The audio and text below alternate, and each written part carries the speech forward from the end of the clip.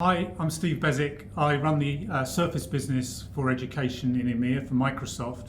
And we did a post a couple of months ago that proved very, very successful and lots of interest. I think it was about 14,000 views on some of the AI work we're doing with PowerPoint, specifically in education for teachers.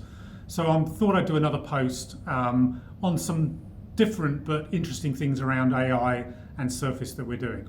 So the demo I'm going to do uses several technologies. First of all, we've got a Surface book here that I'm using with a Surface pen, and specifically the software I'm going to use is 3D Paint, which is in Windows 10.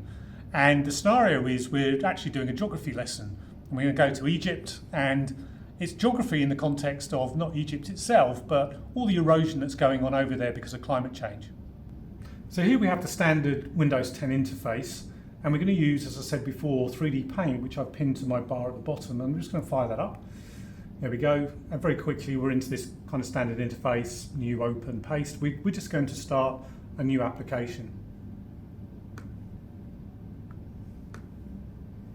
Okay, so what I've already got in the clipboard is an image to bring in. So I'm pasting in a picture, which I'm going to resize, of the Sphinx in Egypt.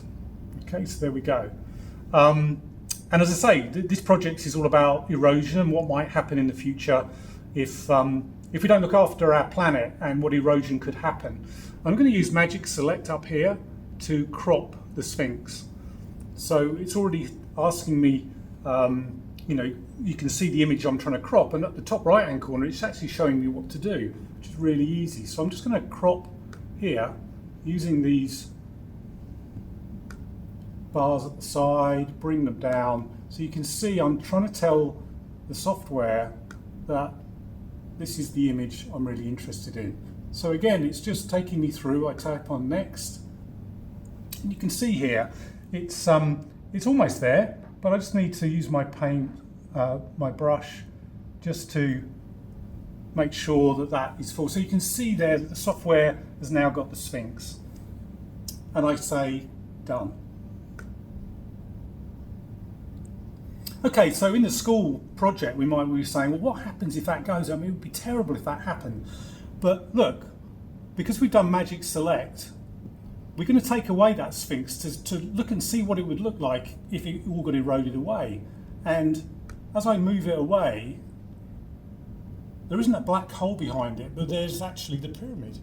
But there's clearly something missing because we've just taken the Sphinx away, and that's what it would look like if erosion was taking away all that history.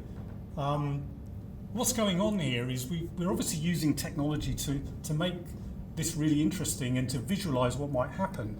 You could always use this in a STEM class for computing, because what's happening here, I've moved the head of the Sphinx away, but it's filled in, and because of the surrounding structures, it's kind of guessed that if I was to remove that, then the color and the kind of imagery of the pyramid should be behind it. It's a very powerful computing, and this again is artificial intelligence being shown in the context of a school project, which could either be geography or for computing. Hope you enjoy it.